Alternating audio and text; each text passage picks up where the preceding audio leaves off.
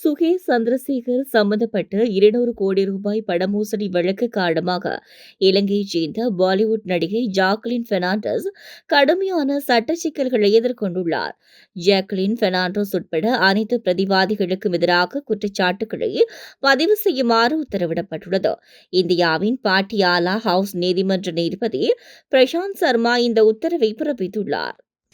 தான் ஏமாற்றப்பட்டதாக ஜாக்லின் தொடர்ந்து கூறி வந்த போதிலும், சுகேஷின் குற்ற பின்னணியை ஆர்ந்திருந்தும் அவரிடமிருந்து அவர் விலையுயர்ந்த பரிசுகளை பெற்றுக் கொண்டுள்ளார் என்றும், குற்றப்பணத்தை பயன்படுத்துவதை மறைக்க சுகேஷுடன் கூட்டு சேர்ந்து செயற்பட்டுள்ளார் என்றும் முதற்கட்ட ஆதாரங்கள் மூலம் நீதிமன்றம் அவதானித்துள்ளது.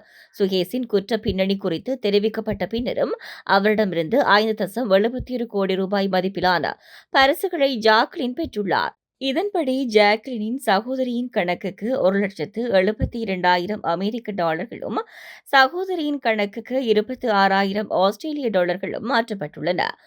குற்றப்படம் மூலம் தனது பெற்றோருக்கு சிற்றுந்துகள் வாங்கப்பட்டதையும் ஜாக்லின் ஒப்புக்கொண்டுள்ளார். இந்த ஆதாரங்களின் அடிப்படையில் பணமோசடி தடுப்புச் சட்டத்தின் 3ஆம் பிரிவின் கீழ் ஜாக்லின் பெர்னாண்டஸ் குற்றம் இழைத்ததாக நீதிபதி அறிவித்துள்ளார்.